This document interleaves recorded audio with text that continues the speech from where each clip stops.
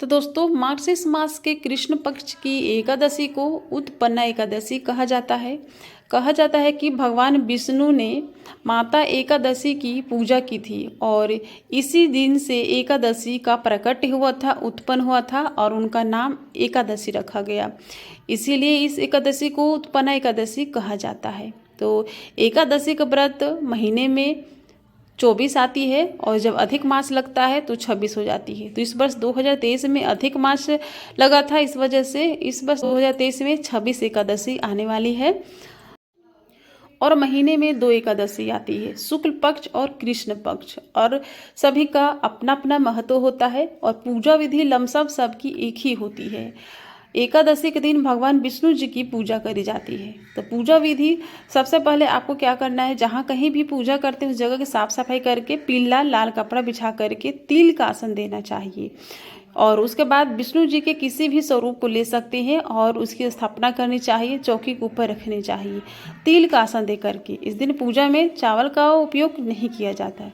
उसके बाद प्रथम पूजने गणेश जी रखेंगे, सुपारी के गणेश जी रख रहे हैं, आप मूर्ति है तो रख सकते हैं। उसके बाद तिल का हम अष्टदल कमल बना लेंगे, क्योंकि पूजा में चावल का प्रयोग एकादशी में नहीं किया जाता है, तो हम तिल से अष्टदल कमल बना करके और कलश रखेंगे। कलश के अंदर गंगाजल, मिश्रित जल और कंठ में कलावा लपेट करके ऊपर से श्रीफल रख करके और आम या सौ के पत्ते लगा सकते हैं। इस तरह से कलश की स्थापना करनी चाहिए। कलश के अंदर हल्दी, सुपारी, तिल और सिक्का डालने चाहिए।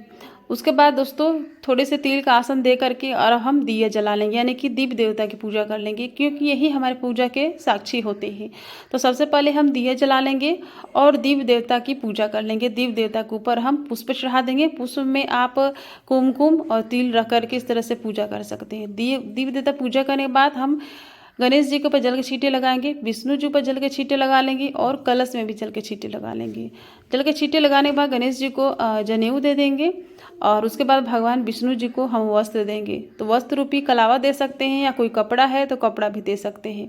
तो इस तरह से वस्त्र देने चाहिए और कलश में वस्त्र पहले से ही है, अब हम टीका लगा लेंगे। तो सभी को हम टीका लगा देंगे। तो चंदन का टीका लगाएंगे। इस दिन भगवान विष्णु जी को पीला चंदन का टीका लगाना चाहिए। उसके बाद लाल रंग के कुमकुम का टीका लगाना चाहिए। कलश में भी टीका लगा लेंगे। हल्दी का भी टीका इस दिन लगाएंगे। गणेश जी को भी हल्दी, कुमकुम, तिल चढ़ा देंगे और सबको फूल चढ़ा देंगे।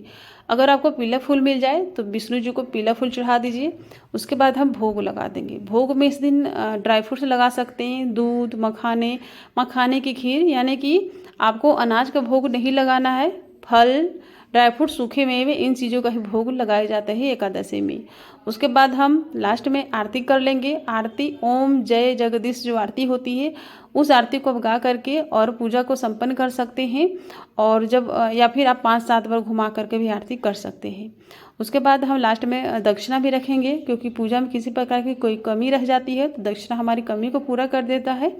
तो इस तरह से हमें पूजा करनी चाहिए। पूजा बिल्कुल सरल तरीका है, मतलब सरल तरीके से मैंने आपको पूजा करके दिखाई है। इस तरह से पूजा करनी चाहिए। पूजा करने के बाद इस दिन पूजा करते समय ओम नमो भगवते वासुदेवाय नमः मंत्र का जाप करते रहना चाहिए और विष्णु सहस्त्र नाम का पाठ करना चाहिए। और उसके बाद हाथ में तिल और जल लेकर के उत्पन्ना एकादशी व्रत की कथा सुननी चाहिए, दूसरों को भी सुनानी चाहिए। उसके बाद जैसे कि एकादशी का व्रत 3 दिनों का होता है, तो दशमी के दिन आपको रात में अनाज नहीं खाना है, यानी संध्या होने से पहले पहले आपको जितना भी खाना हो खा लीजिए, लेकिन बिल्कुल शुद्ध और सात्विक भोजन दशमी दिन करना चाहिए। उसके बाद एकादशी के दिन दातुन नहीं करना है, किसी भी पेड़ के पत्ते को आपको नहीं तोड़ना है। उंगल से दांतों को साफ करके और 12 बार कुल्ला कर लेना है। उसके बाद आप ब्रह्म मुहूर्त उठ करके स्नान करके और इस तरह से आपको पूजा करनी है। और एकादशी के दिन जब शाम हो जाए, यानी कि रात्रि हो जाए अच्छी तरह से, उसके बाद आप फल या फिर दूध या फिर जल खा करके पी करके व्रत कर सकते हैं, या फिर आप निर्जला कर सकते हैं। निर्जला वैसे तो करनी चाहिए, लेकिन निर्जला नहीं कर पाते हैं तो फलाहार करके कर सकते हैं। उसके बाद रात्रि जागरण करनी चाहिए। रात्रि जागरण करने की सामर्थ्य नहीं है तो कम से कम 12 बजे तक जरूर जगनी चाहिए, भजन कीर्तन करने चाहिए और अपना मन भगवान के चरणों में लगाना चाहिए। उसके बाद जब द्वादशी तिथि आती है तो दूसरे दिन सुबह जल्दी से उठ करके पूजा पाठ करना चाहिए। नॉर्मल पूजा पाठ कर सकते हैं। दूसरे दिन द्वादशी के दिन पूजा पाठ करने के बाद द्वादशी के दिन व्रत का पारण करना चाहिए और एक समय भोजन करना चाहिए। तो भोजन में आपको चावल तो खाना है, तुअर की दाल खा सकते हैं, मसूर की दाल आपको नहीं खानी है, मधु, साग, मेथी, सरसों इस तरह की चीज़ें नहीं खानी है आपको। तो आप आलू का भरता, बिना तेल वाला, तुअर की दाल और चावल इस तरह से खा सकते हैं। मतलब कि कहने का मतलब ये है कि बिना तेल वाला खाना खाना चाहिए। और जैसे कि मैंने बताया मेथी, सरसों, साग, मधु ये सब चीज़ें नहीं खानी है द्वादशी पारण के दिन में आपको सोना नहीं है। व्यायाम एक्सरसाइज आपको द्वादशी के दिन बिल्कुल भी नहीं करनी। और व्रत का पारण करने से पहले आपको ब्राह्मण को दान और दक्षिणा देकर व्रत का पारण करना चाहिए।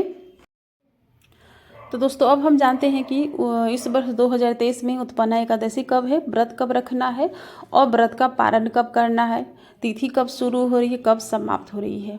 तो दोस्तों इस वर्ष 2023 में उत्पन्ना एकादशी का व्रत 8 दिसंबर को रखा जाएगा और 8 दिसंबर शुक्रवार को सुबह 5:06 पर उत्पन्ना एकादशी शुरू हो रही है और शनिवार को 9 दिसंबर को 6:31 पर समाप्त हो रही है।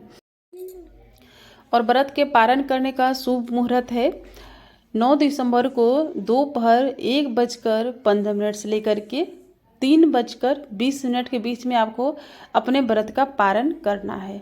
तो पारण हमेशा शुभ मुहूर्त में ही करनी चाहिए, तभी जाकर के हमें व्रत का पूरा फल मिलता है।